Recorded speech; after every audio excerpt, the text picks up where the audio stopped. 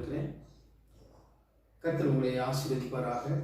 ஒருமித்து பாடி தேவனை துதித்து தேவனை நாம் ஆராதிப்போம். இந்த நாளில் ஒரு பாடலை பாடுவோம்.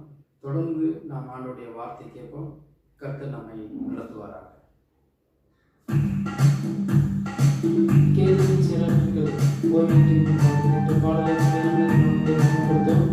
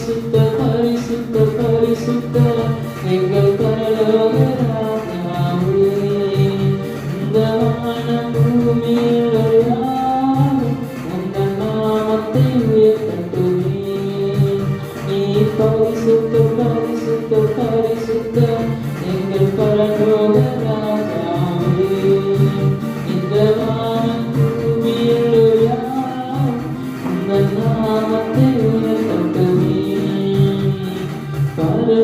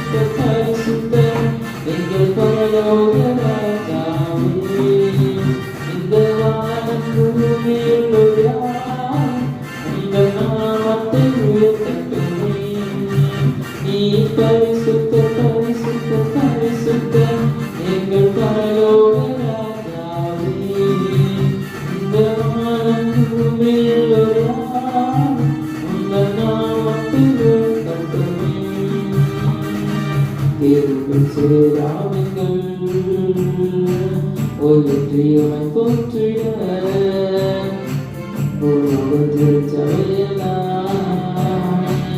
ஒளியமை போற்றிட நீ பரிசுத்த பரிசுத்த பரிசுத்த எங்கள் பரலோக ராஜாவே.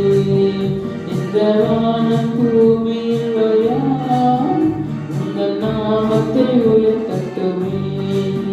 நீ பரிசுத்த பரிசுத்த பரிசுத்த எங்கள் பரலோக ராஜாவே. இந்த வானம் பூமியில் உங்கள் நாமத்தை உயர்த்தட்டுமே.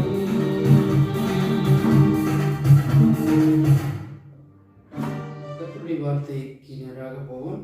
சங்கீதத்தின் புஸ்தகம் 15வது சங்கீதத்தை நான் வாசித்து தியானிக்க போகிறோம். சங்கீதம் 15. கர்த்தாவே, யார் உம்முடைய கூடாரத்தில் தங்குவான்? யார் உம்முடைய பரிசுத்த பர்வதத்தில் வாசம் பண்ணுவான்? உத்தமனாய் நடந்து நீதியை நடப்பித்து மனதால் சத்தியத்தை பேசுகிறவன் தானே. அவன் தன் நாவினால் புறங்கொள்ளாமலும் தன் தேவனுக்கு தன் தோழனுக்கு தீங்கு செய்யாமலும் தன் அயலான் மேல் சொல்லப்படும் நிந்தையான பேச்சை எடுக்காமல் இருக்கிறான். ஆகாதவன் அவன் பார்வைக்கு தீர்ப்பானவன், கர்த்தருக்கு பயந்தவனையே பணம் அணிகிறான். ஆணையிட்டதில் தனக்கு நஷ்டம் வந்தாலும் தவறாது இருக்கிறான். தன் பணத்தை வட்டிக்கு கொடாமலும் குற்றமில்லாதவனுக்கு விரோதமாய் பரிதானம் வாங்காமலும் இருக்கிறான். இப்படி செய்கிறவன் என்றென்றைக்கும் அசைக்கப்படுவதில்லை. பிரியமானவர்களே, இதனால் நம் கர்த்தருடைய வார்த்தையை நாம் தியானிக்க போகிறோம். இந்த வார்த்தையில சங்கீதம் 15ல் உத்தமன் என்ற வார்த்தையை இங்கே தாவீது முக்கியத்துவப்படுத்தி காண்பிக்கிறதை நாம் பார்க்கிறோம்.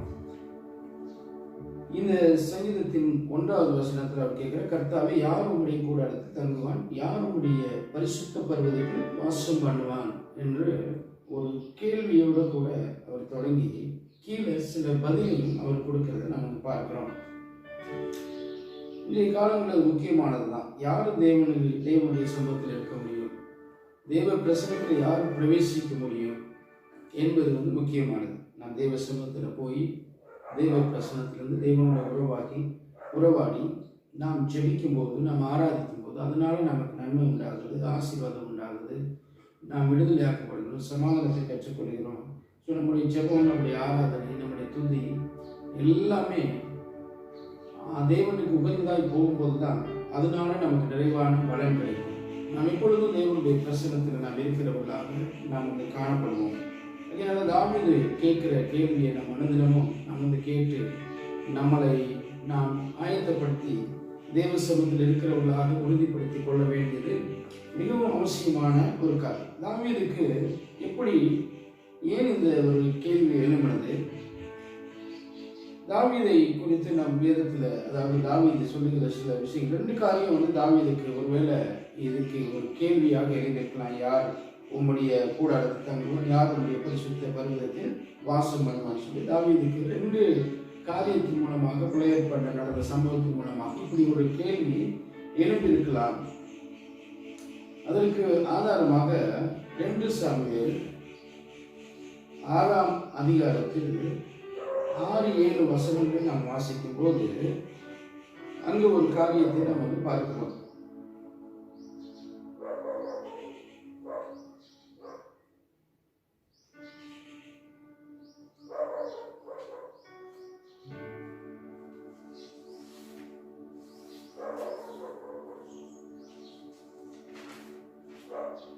இந்த 2 சாமுவேல் 6ஆம் அதிகாரத்தில் 6வது வசனத்தில்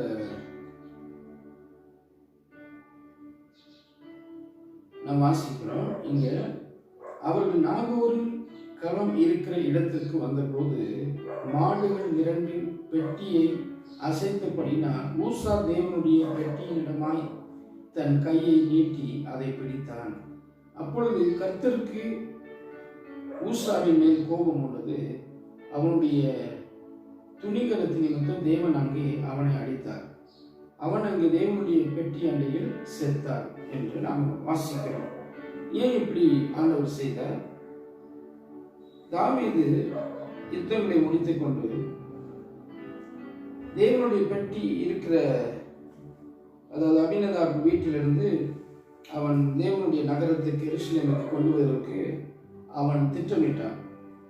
இந்த பழைய காலங்களில் நான் பார்க்க தேவனுடைய பெட்டி தேவனுடைய பிரசன்னத்துக்கு அடையாளமாக அங்கு காணப்பட்டது. அவர் யுத்தத்திற்கு போகும்போது அவர்களுக்கு இந்த பெட்டியை சுமந்து கொண்டு போவாங்க, அவங்களுக்கு வெற்றி கிடைக்கும். ஆசாரிப்பு கூடாரத்தில் இந்த பெட்டி, உடன்படிக்கை பெட்டி அங்கே இருந்தது. அந்த உடன்படிக்கை பெட்டி ஆசாரிப்பு கூடாரத்தில் இந்த மகா பரிசுத்த ஸ்தலத்தில் அது வந்து காணப்பட்டது. அங்கே தேவனை சந்திப்பதற்கு ஆசாரியர் வருஷத்துக்கு ஒரு தடவை போவான். பரிசுத்த ஸ்தலத்திலிருந்து தேவனுக்கு ஆராதனை செய்வார்கள். இது மட்டும்தான் அங்கே இருந்தது. தேவனுடைய உடன்படிக்கை பெட்டி அந்த ஜனங்களுக்கு தேவ பிரசன்னத்துக்கு அடையாளமாக அவர்கள் அதை கருதி அதை வைத்துக் கொண்டிருந்தார்கள். அதனால தாவீது நல்ல வீடெல்லாம் கட்டி அவர்கள் வீட்டில் தங்கும்போது யுத்தங்கள் எல்லாம் முடித்து அந்த பெட்டி இருக்கிற அந்த அபினதாபி வீட்டில் வந்து இந்த பெட்டியை சுமந்து வரும்படியாக இங்கே சொல்லப்பட்ட 6வது அதிகாரத்தில் 1வது வசனம், பின்பு தாவீது இஸ்ரவேல் எல்லாருக்குள்ளும் தெரிந்து கொள்ளப்பட்ட 30,000 பேரை கூட்டி கேருபேலின் நடுவே வாசமாய் இருக்கிற சேனைகளுடைய கர்த்தரை நாம் தொழுது கொள்ளப்படுகிற தேவனுடைய பெட்டியை பாளையத்திலிருந்து கொண்டு வரும்படி அவனும் அவனோடு இருந்த அந்த ஸ்தலத்தார் எழுந்து போய் தேவனுடைய பெட்டியை ஒரு புது ரதத்தின் மேல் ஏற்றி அதை கிபியாவில் இருக்கிற அபினதாபின் வீட்டிலிருந்து கொண்டு வந்தார்கள் என்று நாம் பார்க்கிறோம். அவர்கள் அந்த பெட்டியை எடுத்து வருவதற்கு ஆட்களை செலக்ட் பண்ணி தெரிந்து கொண்டு போறார்கள். அங்கே அவர்கள் போகும்போது ஒரு புது ரதத்தை செய்து அந்த ரதத்தின் மேல் அந்த பெட்டியை சுமந்து கொண்டு வரார்கள். அப்படி அவர் சுமந்து கொண்டு வரும்போது அபினதாபுடைய மகன் ஊசாவும் அங்கே இருக்கிறத நாம் வந்து பார்க்கிறோம். இந்த அவர் சொல்லப்பட்ட கீழே அவர்கள் தேவனுடைய பெட்டியை ஏற்றி அதை கிபியாவில் இருக்கிற அபினதாபின் வீட்டிலிருந்து நடத்தி கொண்டு வருகிற போது அகியோ பெட்டிக்கு முன்னாலே நடந்தான் என்று சொல்லப்பட்டிருக்கிறது. அகியோ என்ற மனிதனும் ஊசாவும் இந்த பெட்டியை வைத்து நடத்தி கொண்டு வரார்கள். தாவீதுடைய ஜனங்களும் அதற்கு பின்பாக வந்து கொண்டிருக்கிறார்கள். மேளங்கள் அடித்து கிண்ணறம் ஊதி இசைகளோட தேவனை பாடி துதித்துக் கொண்டு சந்தோஷமாக நடத்தி கொண்டு வரார்கள். அவர்கள் நாகூரின் களம் இருக்கிற இடத்திற்கு வந்தபோது மாடுகள் மிரண்டு பெட்டி அசைந்தபடினால் என்று பார்க்கணும். இப்படி அசைந்து அந்த பெட்டி சாய்கிற மாதிரி இருந்த போது ஊசா தன் கையை நீட்டி அந்த பெட்டியை பிடித்தான். அப்பொழுது ஆண்டவர் கோபம் உள்ளவராக அந்த பெட்டி அவன் பரிசுத்தம் இல்லாத ஒருவனாக, இல்லைன்னா தேவனால் ஏற்படுத்தப்படாத ஒருவனாக அந்த பெட்டியை தொட்டது நிமித்தமாக தேவன் அடித்திருக்கிறார் என்பதை நாம் புரிந்து கொள்ளுங்கள். ஏன்னா தேவனுடைய பெட்டியை பராமரிப்பதற்கு ஆசாரியர்கள் இருக்கிறார்கள். தேவனுடைய ஆசாரிப்பு கூடாரத்தில் ஆசாரியன் ஊழியம் செய்வதற்கு தேவனால் தெரிந்து கொள்ளப்பட்ட பரிசுத்த ஜனமாக, பரிசுத்தமான அந்த கோத்திரத்தில் இருக்கிற ஆசாரியர்கள் தேவனால் தெரிந்து கொள்ளப்பட்டவர்கள் மட்டுமே அதை செய்வார்கள். இவர் இப்படி செய்தது நிமித்தமாக இங்கே வந்து தேவனுடைய கோபத்துக்கு ஆளாகி மறிக்கிறார். தேவன் இதன் மூலம் என்ன காண்பிக்கிறான்னு சொன்னால், தேவன் வந்து சாதாரணமானவர் அல்ல, அவர் மிகவும் பரிசுத்தம் உள்ளவர். அவர் தேவன் தம்முடைய ஜனங்களை சந்திப்பதற்காக ஆசாரிப்பு கூடாரத்தை ஏற்படுத்தி அந்த ஆசாரிப்பு கூடாரத்தில் பரிசுத்த ஸ்தலத்தை ஏற்படுத்தி ஜனங்கள் பரிசுத்தப்படுத்தி கொண்டு தான் அந்த ஆராதனைக்கு வர வேண்டும். ஆசாரியர் வந்து வருஷத்துக்கு ஒரு தடவை அந்த மகா பரிசுத்த ஸ்தலத்தில் அந்த பெட்டி இருக்கிற இடத்துக்கு போகும்போது அவர் தன்னை வந்து ரொம்பவும் சுத்திகரித்து கொண்டு ஆராய்ந்து பார்த்து அவங்க வந்து பிரவேசிக்க வேண்டும். அப்படி இருக்கிற அந்த மகா பரிசுத்தத்தை ஒருவேளை குறைவாக என் மக்கள் எண்ணிடக்கூடாது என்பதற்காக ஆண்டவர் இப்படிப்பட்ட ஒரு காரியத்தை செய்தார். இது தாவீதுடைய மனதில் ஊசா மரித்தது தாவீதுக்கு மிக விசனமான ஒரு காரியமாக காணப்பட்டது. அப்படியே இழந்திருக்கும். தேவன் இவ்வளவு பரிசுத்தமானவர், எப்படி தேவனுடைய பிரசனத்துக்குள்ளே போக முடியும், இப்படி எல்லாம் ஒரு கேள்வி எழுந்திருக்கலாம். அதே போல இன்னொரு சம்பவத்தை நம்ம வந்து வாசிக்கிறோம். யாத்திராகமம் 19ஆம் அதிகாரம் 20, 21, 22வது வசனத்தை நாம் வாசிக்கும் போது அங்கு ஒரு சம்பவத்தை நம்ம பார்க்கிறோம். மோசேயின் காலத்தில் நடந்த சம்பவத்தை பார்க்கிறோம். இங்கேயும் வந்து சொல்லப்பட்டிருக்குது. 20 வசனம் சொல்லுங்க, கர்த்தர் சீனாய் மலையில் உள்ள கொடுமுடியில் இறங்கின போது கர்த்தர் மோசேயை மலையின் கொடுமுடியில் வரவழைத்தார். மோசே ஏறி போனார் என்று சொல்லப்பட்டிருக்குது. அப்புறமாக அப்பொழுது கர்த்தர் மோசேயை நோக்கி, ஜனங்கள் பார்க்கிறதற்கு எல்லையை கடந்து கர்த்தரிடத்தில் வராதபடிக்கு அநேகர் அழிந்து போகாத படிக்கும் நீ இறங்கி போய் அவர்களை உறுதியாக எச்சரி. கர்த்தரின் சமூகத்தில் வருகிற ஆசாரியர்களும் கர்த்தர் தங்களுக்குள்ளே சங்காரம் பண்ணாதபடி தங்களை பரிசுத்தம் பண்ணிக் கொள்ள வேண்டும் என்றார். பின்பு அப்பொழுது மோசே கர்த்தரை நோக்கி, மலையை சுற்றி எல்லை குறித்து அதை பரிசுத்தப்படுத்துங்கள் என்று தேவரீர் எங்களை உறுதியாக எச்சரித்திருக்கிறேன். ஆகையால் ஜனங்கள் சீனாய் மலையின் மேல் ஏறி வர மாட்டார்கள் என்றார். மீண்டும் ஆண்டவர் என்ன செய்யறாருன்னா, நீ அனுப்புற போய் நீயும் ஆரோனும் சேர்ந்து வாங்க ஜனங்களுக்கு எச்சரித்து சொல்லி. இந்த சம்பவம் முக்கியமானதுதான். ஆண்டவர் மோசையை சந்தித்து ஜனங்களுக்கு கட்டளைகளை கொடுப்பதற்கு முன்பாக ஆண்டவர் இறங்கி வருகிற அந்த சீனாய் மலையின் கொடுமுடியில் அவர் இறங்கி வந்த போது மோசையின் இடத்துல ஆண்டவர் வந்து பேச, மோசை மட்டும் தேவனால் தெரிந்து கொள்ளப்பட்டு தேவனை சந்திக்கும்படி ஆண்டவர் அழைத்தார். இஸ்ரவேல் ஜனங்கள் எல்லாரும் மலையின் அடிவாரத்துக்கு கீழே இருக்கிற அது வரைக்கும் மோசையோடு வந்தாங்க. இப்போ ஆண்டவர் அவங்களுக்கு எச்சரித்து சொல்றார், அந்த மலையின் வரக்கூடாது, மலையை தொடக்கூடாது, அது மேலே ஏறி வரக்கூடாது என்பதை ஆண்டவர் வந்து அவர்களுக்கு எச்சரிப்பாக சொல்றாரு. ஏன்னா அந்த மலை மிகவும் தேவன் வந்தது நிமித்தமாக பரிசுத்தமாக, ஒருவேளை அவர்கள் வந்து கடந்து ஏறி வந்து என்ன நடக்குன்னு சொல்லி வந்துடக்கூடாது என்பதற்காக ஆண்டவர் வந்து எச்சரிக்கை கொடுக்கிறார். தேவனுடைய பரிசுத்தம் மிகவும் முக்கியமானது. அப்படிப்பட்டது பரிசுத்தம் இல்லாமல் ஒருவன் தேவனை தரிசிக்க முடியாது என்று சொல்றார். பரிசுத்தம் என்பது தேவனால் அழைக்கப்பட்டு பிரித்தளிக்கப்பட்டவர்களுக்கு கிடைக்கிற ஒரு தகுதி. இந்த விதத்தில் இங்கே வந்து அவர்கள் தகுதி இல்லாமல் ஏறி வந்துடக்கூடாது என்பதை ஆண்டவர் வந்து எச்சரித்திருக்கிறார். ஆகையினால ஒருவேளை இந்த ரெண்டு கேள்வி தாவீதுக்கு வந்து ரெண்டு சம்பவம் தாவீதுக்கு வந்து கேள்வியாக இருந்திருக்கலாம். அப்போதான் தேவ சமூகத்தை எப்படி இருக்குது, முக்கியமாக தேவ சமூகத்தில் எல்லாம் நிரந்தரமாக தேவனோடு சஞ்சரிப்பது எப்படி என்ற ஒரு எண்ணம் வந்திருக்கலாம். பரிசுத்த தாவீதுக்குள்ளாக கொடுத்து நமக்கு அதை வந்து ஒரு பாடமாக நமக்கு ஆண்டவர் காண்பிக்கிறார். இதை வாசிக்கிற ஒவ்வொருவருக்கும் எப்படிப்பட்டவர்கள் தேவ சமூகத்தில் தேவ பிரசனத்தில் இருக்கலாம், தேவனோட உறவாடலாம், தேவனோட தங்கி இருக்கலாம், ஒரு மகிழ்ச்சியை ஒரு சந்தோஷத்தை விடுதலை பெற்றுக்கொள்ளலாம் என்பதற்கு ஒரு ஒரு பதிலும் இல்லை ஒரு ஆதாரமும் இந்த சங்கீதத்தின் மூலமாக நமக்கு கிடைக்குது. இந்த ரெண்டு சம்பவம் ஒருவேளை தாவீதுக்கு இருந்திருக்கலாம். அதனால ஒரு கேள்வி எழுதியிருக்கலாம், கர்த்தாவே யார் உடைய கூடாரத்தில் தங்குவான், யார் உடைய பரிசுத்த பர்வதத்தில் வாசம் பண்ணுவான்? நல்ல கேள்வி. நாமும் அனுதினமும் நாம் நம்மை பார்த்து கேட்க வேண்டும். தாவீது கீழே உள்ள வசனத்தில் அதுக்கு பதில் சொல்றார், உத்தமனாய் நடந்து நீதியை நடப்பித்து மனதார சத்தியத்தை பேசுகிறவன் தானே என்று சொல்லுகிறார். இந்த உத்தமன் என்ற ஒரு வார்த்தை வந்து கீழே சொல்லப்பட்டிருக்கு, எல்லாத்துக்கும் மேலாக சொல்லப்பட்டிருக்குது. எப்படி உத்தமன் என்று சொன்னா அப்ரைட் மேன், குற்றமே இல்லாதவன், குற்றம் சாட்டப்படாதவன், தீங்கு இல்லாதவன், தீங்கு செய்யாத ஒரு மனிதனை தான் உத்தமன் என்று சொல்லி இந்த வேதத்தில் அநேக இடங்களில் சொல்லி இருக்கிறத நம்ம வந்து பார்க்கிறோம். யோபுவை கூட கர்த்தர் சொல்லும்போது உத்தமனும் சன்மார்க்கனும் தேவனுக்கு பயந்து பொல்லாப்புக்கு விலகுகிற மனுஷன். உத்தமன் என்ற வார்த்தை முதலாவது சொல்றாரு, அவன் தேவனுக்கு பயந்தவன், பொல்லாப்புக்கு விலகுகிறவன், சன்மார்க்கன் என்று சொல்றாரு. யோபுடைய வாழ்க்கையில் நம்ம வந்து எங்கேயுமே யோபுடைய வாழ்க்கையில் குறை கண்டுபிடிக்க முடியாத அளவுக்கு யோபு வந்து தன்னை பரிசுத்தப்படுத்தி கொண்டு வாழுகிற ஒரு மனிதனாக அவர் வந்து காணப்படுகிறது. நம்ம யோபுவின் புஸ்தகத்தை வந்து வாசிக்கணும். தேவனே யோபுவை குறித்து சொல்லும்போது உத்தமன், சன்மார்க்கன், தேவனுக்கு பயந்து பொல்லாப்புக்கு விலகுகிறவன் என்று சொல்லப்பட்டிருக்கு. யோபு தனக்கு இருந்து எல்லாம் அழிந்து போன போது கூட யோபு தொடர்ந்து உத்தமத்தில் இருக்கிறதை யோபுடைய மனைவி சொல்லுகிறதையும் நம்ம வந்து வேதத்தில் நம்ம வந்து பார்க்கிறோம்.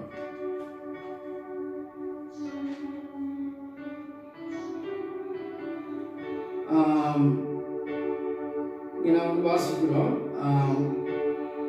யோபின் புஸ்தகம் 2ஆம் அதிகாரத்தில்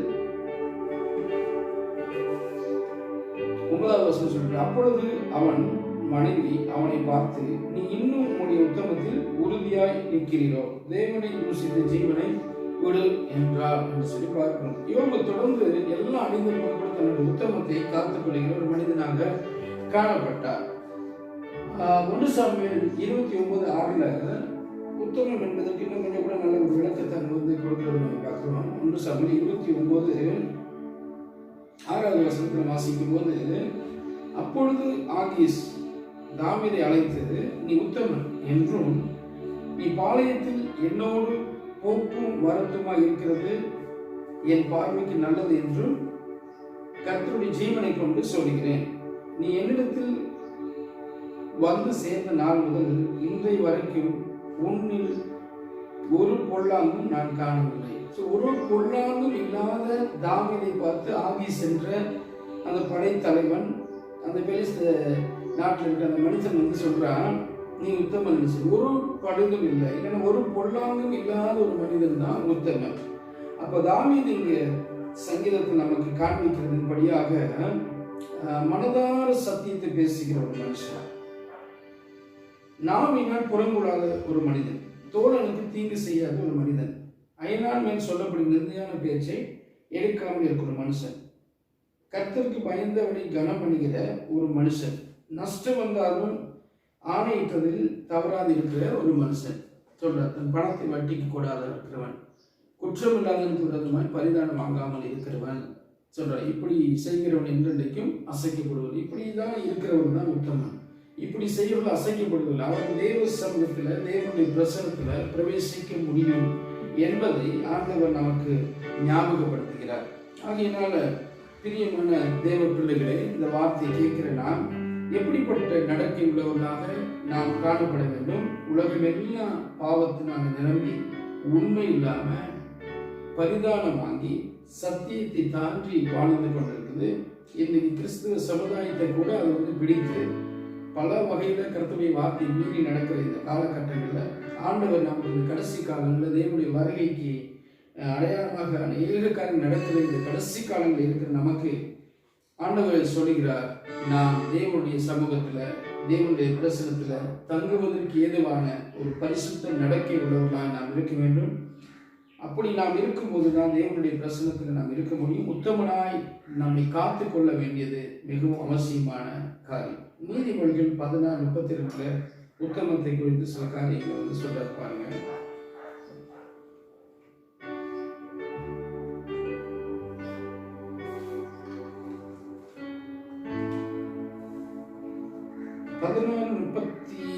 சொல்றாரு, பலவானை பார்க்கணும் நீதியை சார்ந்தவன் உத்தமன், பட்டணத்தை பிடிப்பவனை பார்க்கணும் தன் மனதை அடக்கிறவன் உத்தமன். பலவானை பார்க்கணும் நீதியை சார்ந்தவன் உத்தமன். உத்தமன் சொன்னா ஒரு நீதியை சார்ந்தவன் என்று சொல்றாரு. தன் மனதை அடக்குகிறவன் உத்தமன். தன்னை காத்து கொள்ளுகிற ஒரு மனிதன் சொல்றாரு. அதே நம்ம வந்து 28 நீதிமொழிகள் 28:18 நம்ம வாசிக்கும் போது இங்க சொல்லப்பட்டிருக்குது, உத்தமனாய் நடக்கிறவன் ரட்சிக்கப்படுவான். தன்னுடைய உத்தமத்தை காத்துக்கொண்டு நடக்கிறவன் வாழ்கிறவன் ரட்சிக்கப்படுவான். மாறுபாடான இரு வழிகளில நடக்கிறவனும் அவற்றில் ஒன்றில் விழுவான் என்று சொல்றாரு. நாம் வந்து ஒரே வழியை கடைபிடிக்கிறோம். தேவனுடைய வழி உத்தமமானது, தேவனுடைய வழி பரிசுத்தமானது. இந்த வழியில நடக்கிற நம்ம உத்தமமாக நாம் நடக்கும்போது நாம் ரட்சிக்கப்படுவோம், காப்பாற்றப்படுவோம். துன்மார்க்கமாக பொல்லாத வழிகளில் ஜனங்கள் உலகம் நடந்து கொண்டிருக்கும் போது உத்தமமான வழியில் நடக்கிறதா கண்டிப்பா தேவனுடைய வருகையில் ரட்சிக்கப்படுவோம், காப்பாற்றப்படுவோம். ஒவ்வொரு தீங்கிலிருந்தும் ஒவ்வொரு ஆபத்திலிருந்தும் தேவனால நம்ம வந்து விடுவிக்கப்படுவோம் என்பதுல சந்தேகம் இல்லை. ஆகையினால் நம்முடைய உத்தமத்துல நாம் நடக்க நாம் வந்து கடமைப்பட்டிருக்கோம். 2 கொரிந்தியர் 10:18 பவுல் வந்து நமக்கு சொல்றாரு. 2 கொரிந்தியர் 10:18 சொல்ற, தன்னைத்தான் புகழ்கிற உத்தமன் கர்த்தரால் புகழப்படுகிறவனே உத்தமன். உத்தமன் என்று நாம் சொல்லிக் கொள்வது உத்தமம் அல்ல, கர்த்தர் நம்மை பார்த்து சொல்லணும். யோபுவை பார்த்து சொன்னார். ஆண்டவர் சொன்னாரு, யோபு வந்து உத்தமனும் சன்மார்க்கனும் தேவனுக்கு வந்து பொல்லாப்புக்கு விலகியுமான மனுஷன் என்று சொல்றார். அநேக விஷயங்களை நாம் நம்ம நீதிமனாக உத்தமனாக சரியானவர்களாக காண்பிக்க நம்ம முயற்சி பண்ணலாம். ஆனா நம்முடைய வெளி தோற்றத்தை ஆண்டவர் பார்க்கவில்லை. நம்ம உள்ளத்துல நம்ம எப்படி இருக்கிறோம், எப்படிப்பட்ட நடக்கை உள்ளவர்களாக நாம் காணப்படுகிறோம் என்பதை ஆண்டவர் கவனித்து வருகிறார். யோபுவை வந்து யோபு சொல்லிக்கொண்டே இருக்க யோபுடைய நடக்கையும் வாழ்க்கையும் ஆண்டவர் வந்து பார்த்தார். ஆகிய யோபு சோதிக்கப்படுகிறார் என்று சொன்னாலும் சோதிக்கப்படும் போது கூட அவர் வந்து தொடர்ந்து உத்தமனாய் விளங்கினார். யாக்கோபு 1:12 சொல்லும்போது, சோதனை சகிக்கிற மனுஷன் பாக்கியவான், அவன் உத்தமன் என்று விளங்கின பின்பு தேவனால் வாக்கு பண்ணப்பட்ட கிரீடத்தை பெற்றுக்கொள்வான்னு சொல்லுகிறார். அப்போ சோதனை கூட நம்ம உத்தமனாக விளங்குகிறோமா என்று சொல்லி உறுதிப்படுத்துகிறதா இருக்குது. ஆண்டவர் சோதித்து பார்த்தும் பின்பாகவும் யோபு உத்தமன் என்று சொல்லி ஆண்டவர் கண்டார். இந்த உலகத்துல தேவனுக்காய் வாழும்போது நாம் நாம் சந்திக்கிற ஒவ்வொரு நிலையிலையும் நம்முடைய வாழ்க்கையை நாம் உத்தமமாக நாம் காத்துக்கொள்ள வேண்டும். யோபுடைய மனைவி அதிலிருந்து விலகி இருக்கலாம். யோபு தொடர்ந்து தன்னுடைய உத்தமத்தில் இருந்தபடினால அவனுடைய உத்தமம் அவன் இழந்த எல்லாவற்றையும் இரட்டத்தனையாக அவனுக்கு கொண்டு வந்து சேர்த்தது என்பதை நாம் இங்கே பார்க்கிறோம். யோபுடைய பின்னிலைமை முன்னிலைமை பார்க்கிலும் மிகவும் ஆசீர்வதிக்கப்பட்டதாக காணப்பட்டது. பிரியமான தேவ பிள்ளைகளை, நாம் நம்முடைய உத்தமத்திலிருந்து ஒரு நாளும் விலகாமல் நாம் காணப்பட வேண்டும். சங்கீதம் 15 சொல்லப்பட்டிருக்கிறது போல உத்தமனாய் நாம் நடந்து நீதியை நடத்தி மனதார சத்தியத்தை பேசி நம்முடைய வாழ்க்கையின் ஒவ்வொரு பகுதியிலையும் நாம் உத்தமமாகவும் சத்தியத்தை கடைபிடிக்கிறவர்களாகவும் வேத வசனத்தின்படி நாம் ஒழுங்குள்ளவர்களாக நாம் காணப்பட வேண்டியது அவசியமான காரியம். ஆண்டவருடைய வேதம் முழுவதுமாக நம்மை தேவனுக்கு முன்பாக தகுதி உள்ளவர்களாக நடத்தும்படியாக, தேவ பிரசனத்துக்கு பிரவேசிப்பதற்கு நம்ம இவ்வளவு தகுதி உள்ளவர்களை நிறுத்தும்படியாக இந்த வார்த்தைகள் நமக்கு வந்து கொடுக்கப்பட்டிருக்குது. சபைகளுக்கு ஆண்டவர் பவுல் மூலமாக உபதேசிக்கும் போது இப்படி இவைகளை கடைபிடிக்க வேண்டும் என்று சொல்கிறார். ஆகையினால தொடர்ந்து நாம் இப்படி செய்வோம். இப்படி இருக்கும்போது யார் பழைய காலங்களில் யார் பிரவேசிக்க முடியும்? ஆண்டவர் நிபந்தனைகளை வச்சிருந்தார், கட்டுப்பாடுகளை வைத்திருந்தார். தேவனால் தெரிந்து கொள்ளப்பட்ட ஒரு சிலர் மட்டும் தேவ சமூகத்தில் போனார்கள். ஆசாரியர்கள் ஊழியம் செய்கிற இடத்துல, இல்லைன்னா ஆசாரியர்கள் தூக்கம் காட்டுகிற இடத்துல உசியா என்றாக துணிகரமாக பிரவேசித்து அங்கே தூகம் காட்டுவதற்கு துணிந்து போன போது அவன் தன்னுடைய நெத்தியில குஷ்டரோகம் மறித்து போனான் என்று வேதவசனம் சொல்லுகிறது. ஆகையினால அங்க எவ்வளவு பெரிய ஆளா இருந்தாலும் ஆண்டவருக்கு சம்மதிக்கிறது ஏற்படுத்துகிறது இல்ல. தேவனால் தெரிந்து கொள்ளப்பட்ட அந்த சிலர் மட்டும், காரணம் எல்லாரும் பாவம் செய்து ஏகமாக கெட்டு போயிருந்தார்கள்.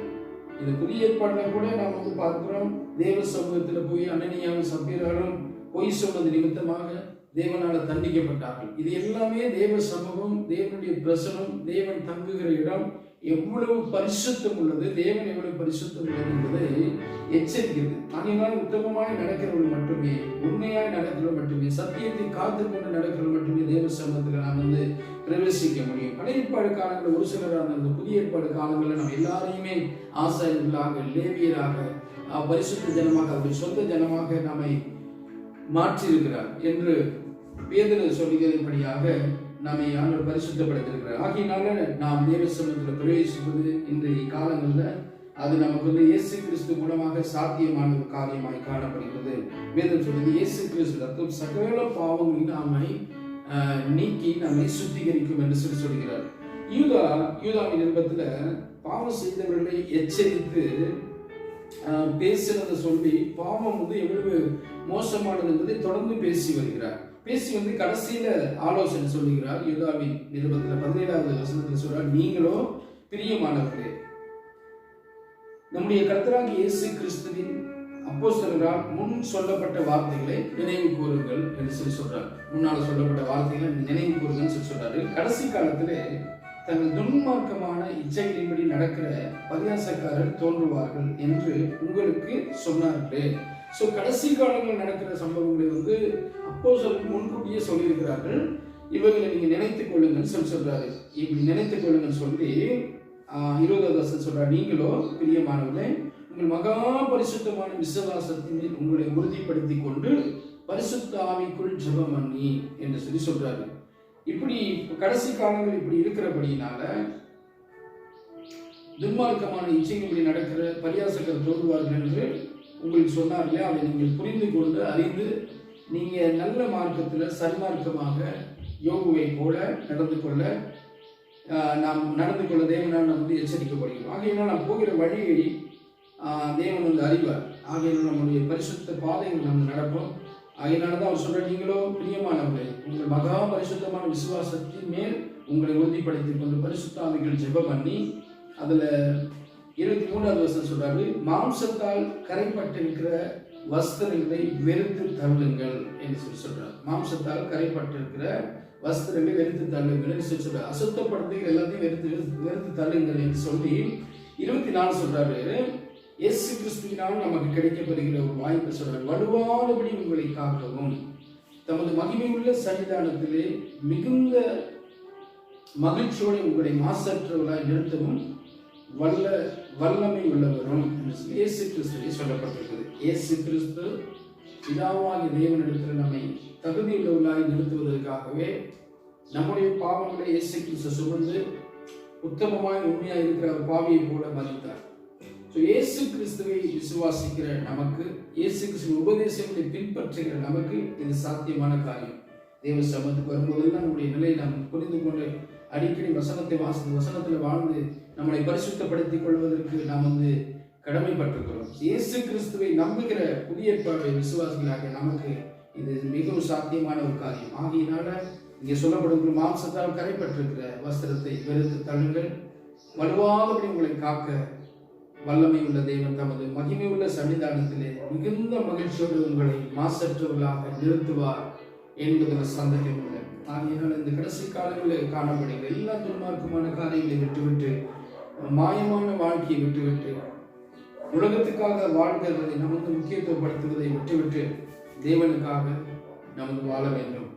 தேவனுடைய சமூகத்தில் பிரவேசிப்பதற்கு ஏதுவாக வாழ வேண்டும்.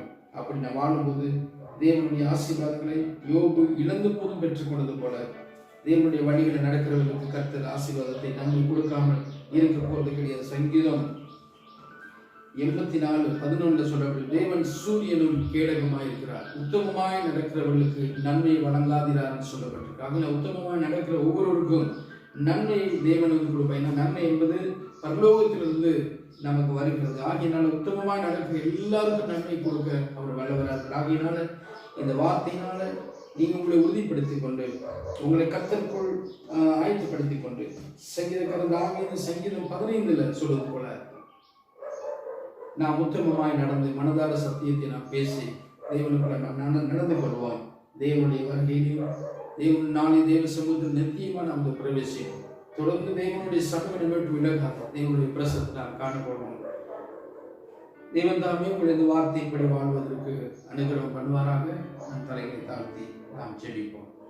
வானத்தை பூமியை உண்டாக்கின பரிசுத்தமுள்ள மகத்துவமுள்ள எங்கள் தேவாதி தேவனே, எங்கள் பிதாவை நாங்கள் துதிக்கிறோம்.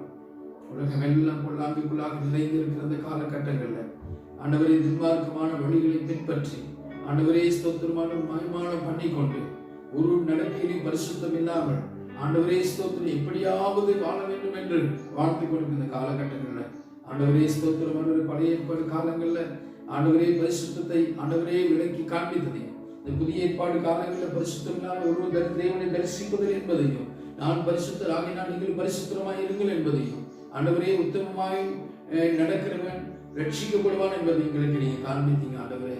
ஆகையினால ஆண்டவரே ஸ்தோத்திரங்களை வலுவாதபடி ஸ்தோத்திரம் மாசற்றவர்களாய் பிதாவின் சன்னிதியிலே நிறுத்த வல்லமையுள்ளவராகிய இயேசு கிறிஸ்துவுக்கு கீழ்ப்படிந்து பயந்து அவருடைய உபதேசங்களை பின்பற்றி வாழ்வதற்கு எங்களை நாங்கள் அர்ப்பணிக்கிறோம். இந்த வார்த்தை கேட்டுக்கொண்டு ஒவ்வொருவரையும் கர்த்தர் ஆசீர்வதிக்கிறார்கள். தங்களை பரிசுத்தப்படுத்தி பரிசுத்தப்படுத்தி தேவனுடைய சத்தியத்தில் நடந்து கொள்ளும்படி ஒவ்வொருவருக்கு அனுகிரகம் பண்ண வேண்டுமா நாங்கள் ஜெபிக்கிறவர்களுக்காக. உத்தமமாய் நடக்கிறவர்களுக்கு அவர் நன்மையை வழங்காதிரார் என்று சொன்ன வார்த்தைப்படி இந்த வார்த்தையை பின்பற்றி உத்தமமாய் நடக்கிறவருடைய பிள்ளைகளுக்கு எல்லாம் நன்மையினால ஆண்டவருடைய வாழ்க்கையை திருப்தியாக்கி, ஆண்டவரே ஸ்தோத்திரம் வாழ்க்கையை திருப்தியாக்கி ஆசீர்வதிக்க வேண்டுமா ஜெபிக்கிறேன். தொடர்ந்து நல்ல சுகபலனை கொடுத்து விசுவாசிகள் ஒவ்வொருவரும் பாதுகாத்து வழி நடத்த வேண்டுமா ரட்சகராக இயேசு கிறிஸ்து மூலமாய் வேண்டிக் கொடுக்கிற ஜீவனோட நல்ல பிதாவே. ஆமென். ஆமென். God bless you.